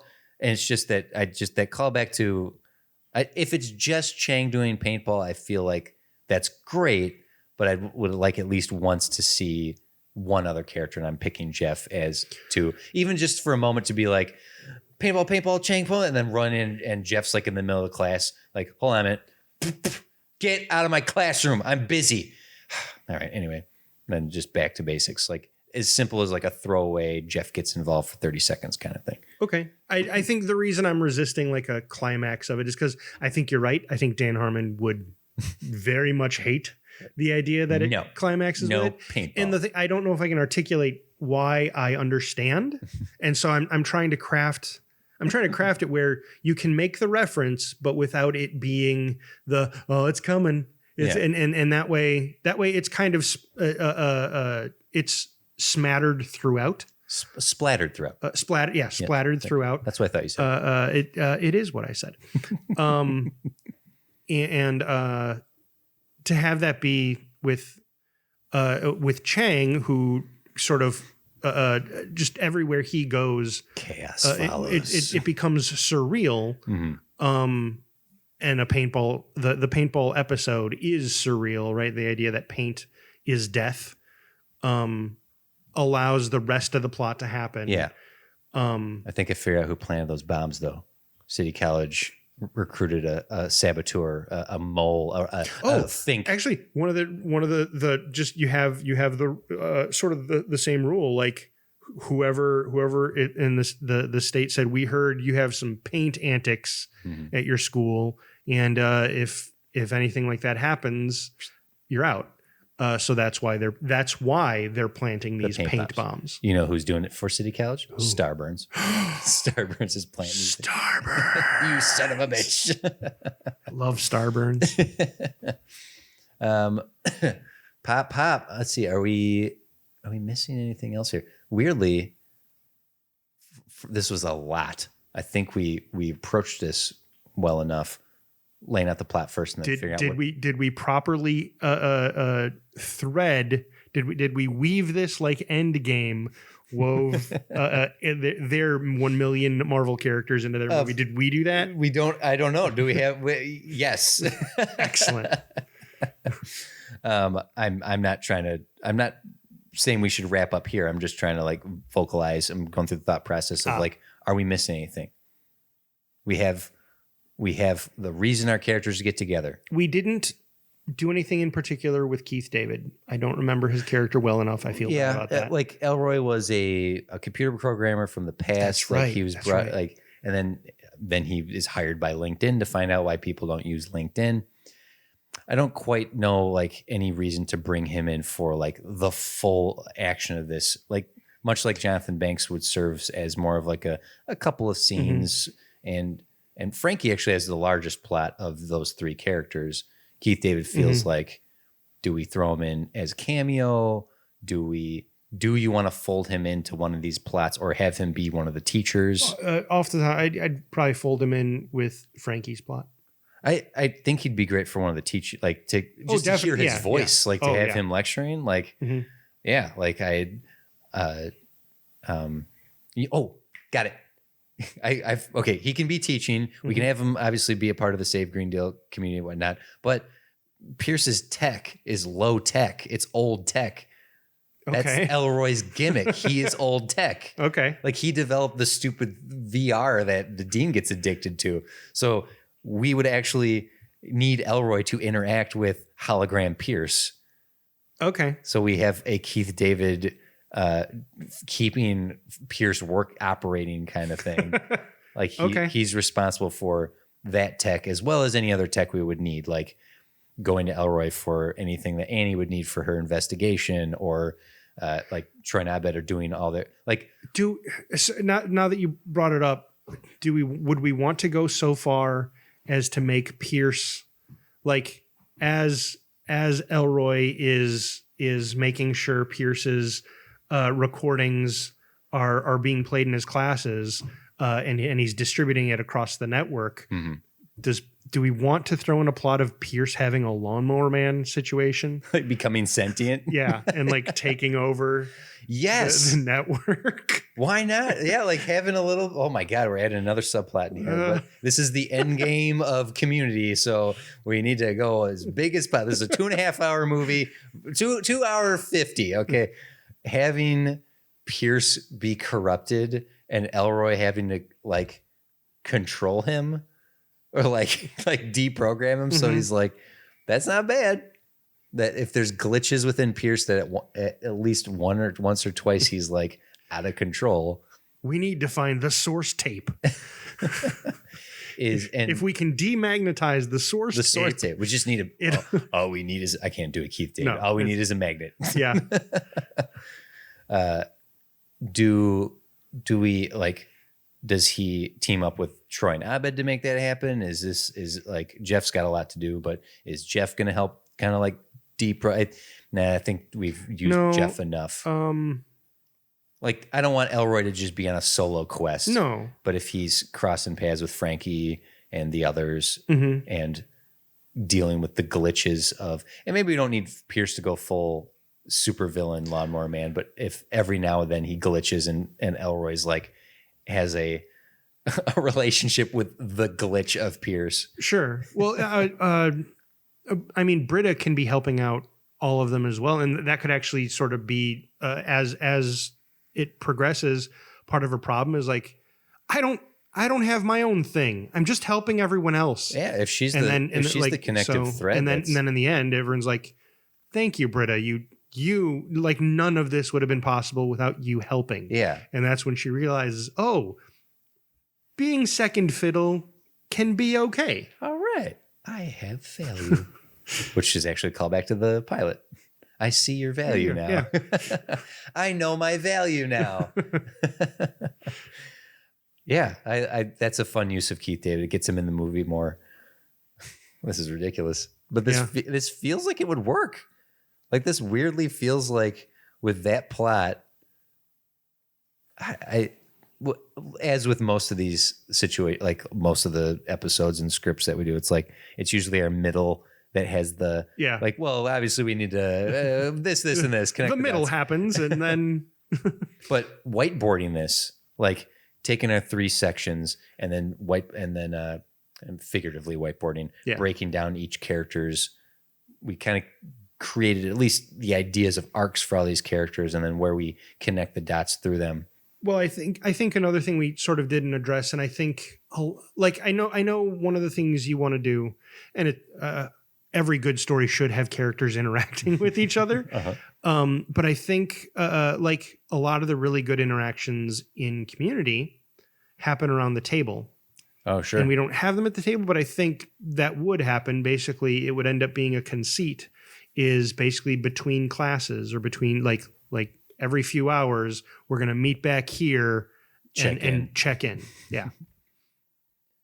Yeah. That gets, if we have 3 table moments, like when they get the reunion and then Dean's like, let's sit down and watch a slideshow. Actually, I brought you here for nefarious reasons. I'm sorry. Don't be mad at me. Like we get our first table moment there, and it's like, and that would be great because it'd be like, where does everyone sit? Yeah. It's an overly full table. Because there's like 4 additional characters that weren't a part of the original table. And it's like Shirley meeting Elroy and Frankie, because she would never have met them. Troy getting to meet those as well. Like, where does everyone sit?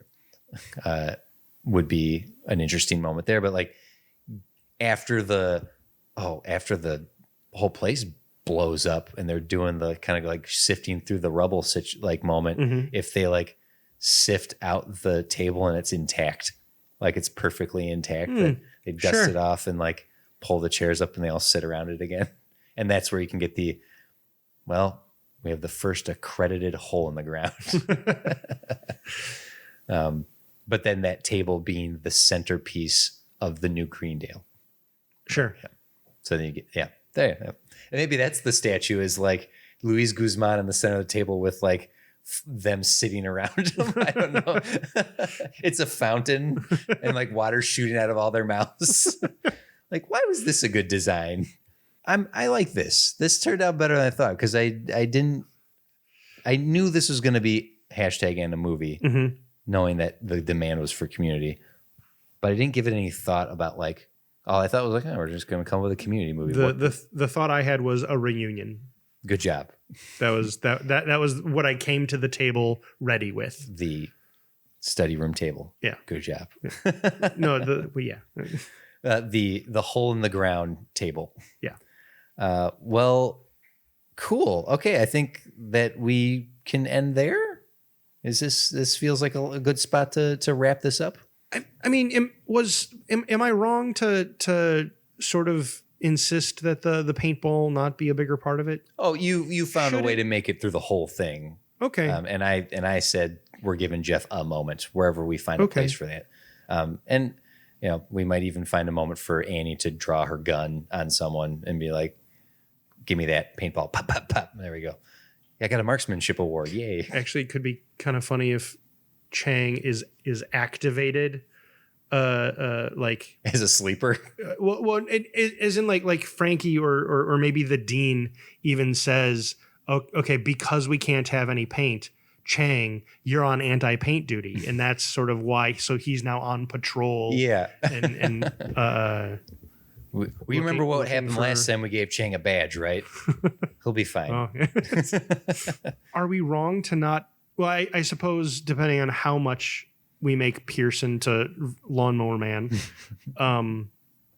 because usually someone in the group is the villain. Sure. Usually Pierce or Chang, and we're not doing that here. Mm-hmm. We're going with nameless opponents, and all of our characters are working together. Is that okay? I think so. I think that what we're doing here is we're riddling this movie with antagonists like returning foosball guys, right? Mm-hmm. The city college dean. So like not having a specific villain to conquer, I think works for the grander scheme of this. Okay. That in the end, if it does come down to a showdown between if it has to turn into a paintball battle, it's a paintball battle against the faceless City College stormtroopers that we got at the end of season 2, which was there was no singular villain in season 2. You think it's Pierce? Like they villainized Pierce in a fistful of paintballs, but by the time they get to a few paintballs more, it's just versus City College. It's just versus the stormtroopers. Okay. So it's not, I don't think it's essential that we say Chang's the villain or Pierce is the villain, or we put a face to a specific villain. Okay. Especially for how big this story is. I think it would almost be hard to say this one is the villain. Sure. If it's just Jordan Black. Sure. That's fine. Because I actually, for a movie, we packed a lot in there. Oh, yeah. Most movies, I think, would cut half of the plot lines we jammed in there. And I'd want to cut nothing. Actually, if anything, I'd want to cut the Lawnmower Man Pierce. Sure. Yeah. I think him just glitching a little bit Sure. a couple times as a gag would be fine. Because even Keith David going like, "Oh, you're not going full Lawnmower Man on me," and like I'm nipping this in the bud, nipping it in the bud. Like that would be a scene, a moment. But I think that's what a movie with this much in it would be. This is the air filter going off. Yeah. It's probably picking up in the mic, barely. It would be like the reunion section, like setting that up, getting the characters back together. It would be a decent, comfortable pace. Sure. But as soon as they hit the ground running, it would be like there wouldn't be time for you to get bored. It would. That's, I think Endgame is a decent comparison. Yeah.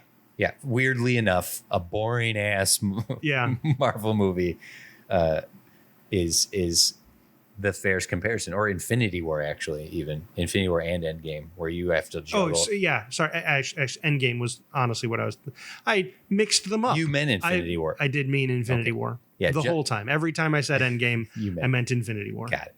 Because Infinity War, in my opinion, has the superior, sophisticated juggling of cast of characters. I concur. I like the idea of Troy and Abed trying to do all their old antics, and none of them Working. they're just not landing right. Yeah, like even their duds, like deliberately crafting the film to be like, huh. Just it's like just not like, oh, okay, yeah, I guess Troy and Abed in the morning, that's fun. Yeah. But I'm imagining like a scene where like Troy is even panicking, like, what happened? We used to be able to finish each other's lunches. No.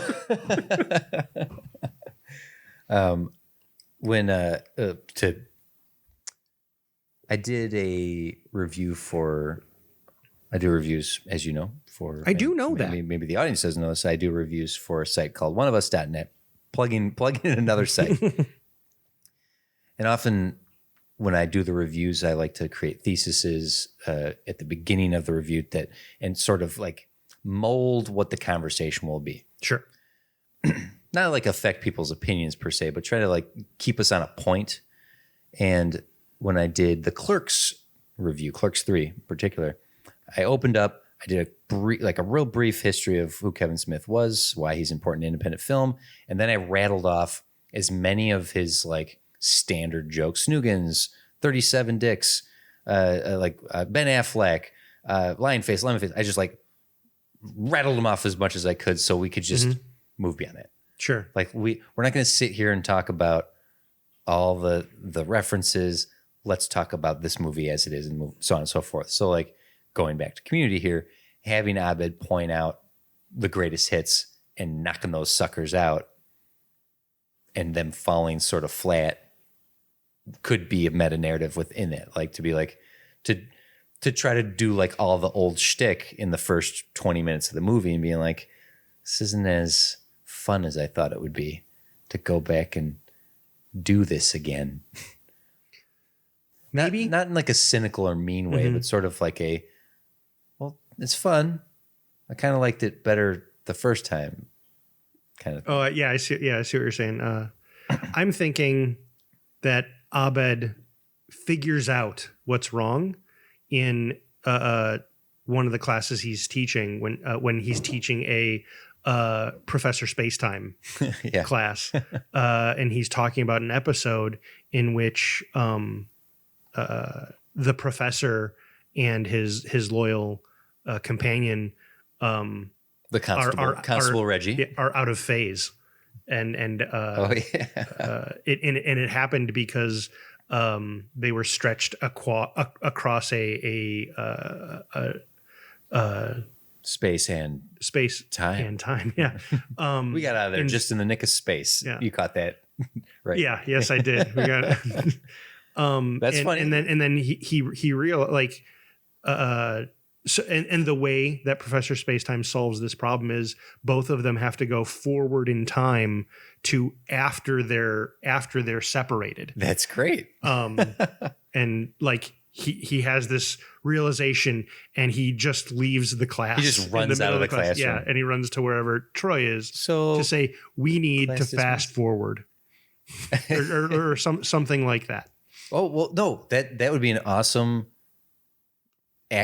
scene for Troy and Abed. Mm-hmm. So like for Abed to realize that and say like, Inspector Case, remember they like, yeah, okay. So what we need to do right now is fast forward ourselves so we get on the same page of like where we are. Yeah. Okay, ready? And then, what did you do?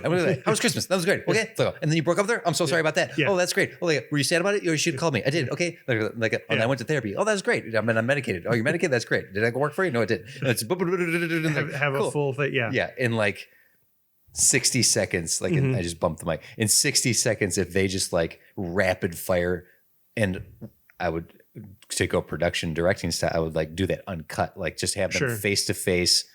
Boom, boom, boom, boom. I'd have the camera slowly moving around them while they and they're just like and just like Danny Pudi and Donald Glover just spit and fire at each other. 7 years of catching up. Yeah. What did you do? Oh, that's terrible. Oh, this and all the That's great. And then at the end of it, they're both silent, and Troy goes, "Did it work?" I don't know. It's only one way to find out. And then they do the not the hand the what do you call that? Not a high five. Yeah, their special handshake. Yeah. And then they do it. They get it. Yeah. That's excellent. Yeah. And then they're on the same page, and that's sort of like the resolution of their arc right there.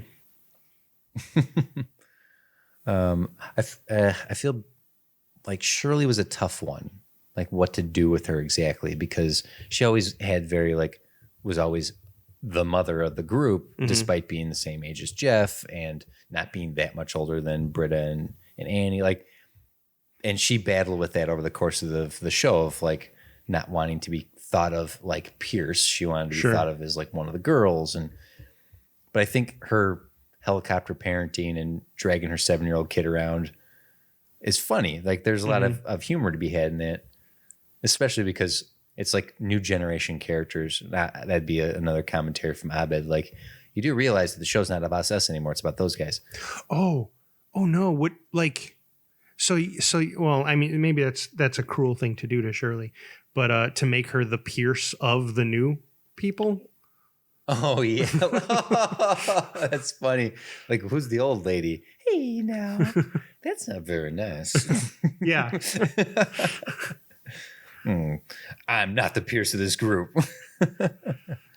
She actually that'd be funny if they're treating her that way, and she like cutting back to like the study group, and she's dragged in the Pierce hologram and put him at the table. Okay. And then like Elroy comes in and is like, "What's he doing in here?"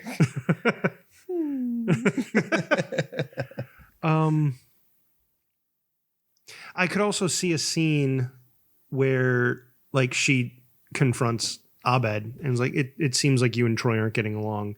And Abed says something like, "Yeah, no, I think I'm just in a different movie than he is now." So, or like whatever way he would basically say, "No, we're different people now, and that's just how it is." It's sad. That's just the way it is what he would say. Which would be a callback to the theme song too. Yeah, there you go. And he'd probably call that out in like, "That's just the way it is." Callback. Yeah, there you go. So he says that to Shirley. And then Shirley says, Shirley would basically give him some sort of lesson about like, that's sad. And that's not really like, if you really care about someone, you make the time, you figure it out. No, and Shirley, that sounds like something Vin Diesel would tweet at The Rock. The Vin Diesel and The Rock are just on different pages now, and they're never going to be in the same movie again. That's just the way it is. Callback. and then he would go on later, to teach his class. Yeah, that's great. Like giving that little brief interaction. Like, I bet you need to stop acting like that robot of you that you are. Get your head out of the clouds. He's your best friend. Mm-hmm. Well, he used to be my best friend. We're in different movies now. I don't have friends anymore. I have films. I have film. I have crew. Yeah. I don't have friends anymore. I have an assistant. My friends are on this call sheet. These are all their phone numbers. Beep, boop, beep, boop. Yeah, that's good.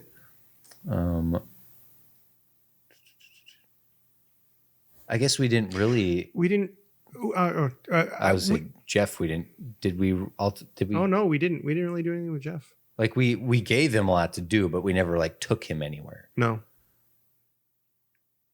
Which is funny because that was the first thing I said to you is, "You're not doing anything with it." Yeah. Yeah. Turns out. Because like if he's, so let's think about what we had here. Like that he's the king of the school. Like he just runs that place, and now the whole place is gone. And he gives that speech of like, it's never been about the building, it's about the people. And then after that beautiful speech, the dean is like, no, Jeff, it is about you can't have a school without a building. What if that's his arc is he learns what the dean, when the dean kind of says what's happening, like at first Jeff is he doesn't like everyone coming back. Like basically Jeff just doesn't like change. Mm-hmm. Or maybe he does. I don't know. Everyone starts coming back for this reunion, and then the dean reveals it. And maybe Jeff is just sort of defeated. He's cynical. He's like, this isn't going to work. None of this is going to happen. And it's through seeing everyone come together to do it that it turns around. Mm-hmm. Like that's his arc is to see the community come together. That's not bad. And when you put it that way, that's not bad. Yeah. Like to see him basically quit on the community, because otherwise it's always been, honestly, even at his hands, the community falling apart, and then him kind of bringing the pieces back together, giving a speech and mm-hmm. rallying everyone. And this time he doesn't, like, no, this isn't going to work. Where there's no way we're going to get this done. I don't, a part of me doesn't want to get this done. It's this has been a silly decade of my life. Yeah. We discussed Pierce giving him the pep talk. That's right. I want to build off what you're doing here. Mm-hmm. If he's the king of the school and then finds out the school is like, even with everybody coming back, Britta's the one who's like, oh no. Jeff is the one that's like I'm happy with mm-hmm. where I am. I'm cool. Like I'm cool. Yeah. Like I have everything I need. I have my own lounge. And then you find out specifically what you said. Like he's been allowed to be a teacher, mm-hmm. but he wouldn't be allowed to be a professor. Right. So then he's going to lose everything. And he's not going to go back to school to do it. You could go back you could enroll. Mm-hmm. It's cool, Jeff. You can enroll. I'm not going to enroll. I can't quite remember if he got here, but this is what I'm going to suggest. He's king of the school, and the school's he's going to lose the school. They all want to save it. He's sort of like, that's not going to work. Maybe he can try to wheel and deal. No, you're just making it worse, Jeff. We're just going to destroy the school more if he's trying to talk to City College or whatnot. Meanwhile, he's jealous of Annie. He's mad that Abed keeps referencing movies. And Pierce, the revelation, I don't know exactly how to walk him there, but sure. The revelation that Pierce could bestow upon Jeff is, look at what you've done as a leader. Look what you've done. You've brought all these people together, and they've become the best versions of themselves because you brought them together as a community. But once they were a community, you stepped back and look at the greatness that they did with their lives. It's kind of almost like Shirley letting go of her kids and Troy and Abed letting go of the past. Like, Jeff, you did this. You brought us all together. You created this community and you let the community grow. Yeah, you're king of the school. The school loves you because you exist as symbiotically with all these people. You don't have to control it and hold it so tight. If you love something, let it go. And enlightening Jeff, that's like, hey, you did, like, be proud of your students, be proud of your friends, be proud of the part you played in these people growing up together. Something like that. I like that. I'm not currently seeing where that fits into our loose verbal outline of this movie. I'm just trying to give Jeff an arc here. Yeah. No, absolutely. Because then when the school blows up, if Jeff is able to impart that knowledge to give the speech of like a community is people, it's not a place. No, Jeffrey, it is a place. So that when the school is built and the university is created, Greendale University, what's Jeff's place? What's his role in this? Okay, I'm gonna try something here. Is this? Is it just the search? Is it the end of the Searchers? Jeff walks off. Jeff walks off. We don't know where he goes or what he does. That's not bad. Like, yeah, I mean that's not that's something. I'm gonna try this out for size. You tell me, you can love it or hate it. Greendale University comes into existence, and so much so that City College is shut down because that was the whole stipulation. But this town's only big enough for one university. There is it is necessary to have a community college, and if Greendale University is brought into existence, and there is also a junior college that Jeff can then go lead, he's basically given the new Greendale Community College that he is Jeff Winger, Dean of Students for a new school, like a new generation. That doesn't feel right to me. Okay. Him becoming dean doesn't feel right. Okay. I mean, I realize like I do understand that like the nature of Jeff's character is he needs that structure. He thinks he doesn't. He thinks he wants to be free of it, but ultimately he needs these structures. Yeah. But a part of me wants him to do something like, his work here is done, and so he is going to leave. And it doesn't have to be like a sad melancholy going off into the sunset. Like throughout the movie, there may have been or maybe not even, just literally a walk on of some redhead. Like, hey, you headed off into the sunset? He's like, yeah, yes, want to I join am. me? And she's like, I do. And I'm liking this. That if it's like, if everyone's got their place to go to, after this is done, Abed's going back to LA. Him and Troy are going to make something together. Annie's going back to the feds. Britta's got her bar. The dean's got the new university with Frankie, as well as Buzz gets to teach again. Shirley's got her kids and her sandwich shop. Like they all have something to go back to. If Jeff's walking off in the sunset and it's like, Abed asking him, hey, Jeff, where are you going? I don't know. I'm sure it'll work out. And then just like walking off into the sunset. And then like Abed standing there like, nice. And then you see Jeff stop and a little like a redhead standing there and he's like, and then walks out together. And then Abed goes. And then Troy's like, nice. Like then we don't know. Like Jeff just walks off in the sunset. I kind of like that. That's Yeah, that feels, because then you can just guess like that it's nice to leave the audience going like, this Partially, is what I do also kind of want that either while the credits roll or right before, do classic college movie where you do a freeze frame of Oh, each they did that person in and- season 2. Did they? Yeah. Okay. It's the shitty kids show I up. didn't remember that, but It's the little asshole kids show up and they're like, with Britta and Jeff. Yeah, and they end it. It's that whole episode. It's the end of season. Oh well, then I don't want to do it if Okay, they already did. They did. They did for sure. They've already done that, Jim. Give the program. How derivative. Yeah, it is pretty derivative. Classless callback. Mm-hmm. You know what they say about repeating yourself.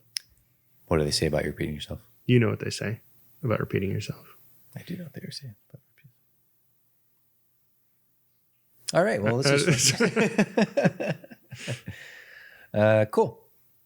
How you feeling? Cool. Cool.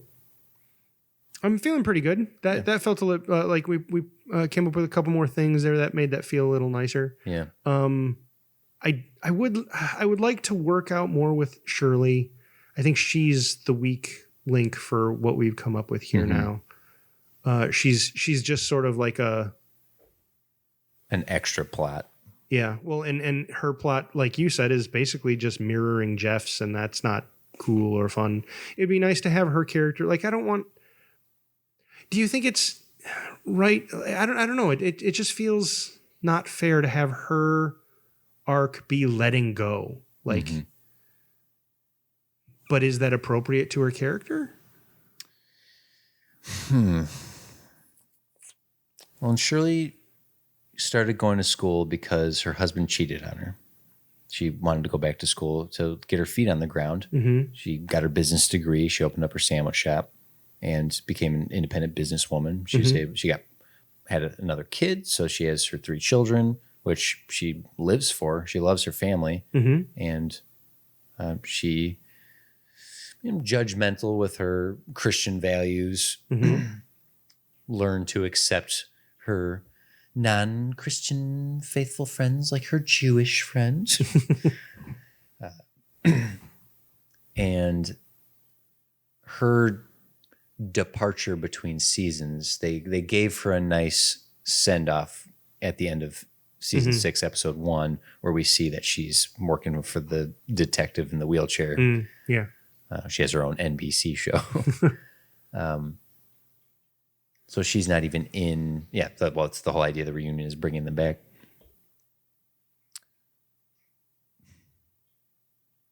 As far as all the characters go, she already had kind of the weakest. Like, she already went on her journey, like becoming like her being a mom was very much part of the core of her character. But like all of these characters have had their journey, and we're now sort of doing what's the next chapter on each of their journeys.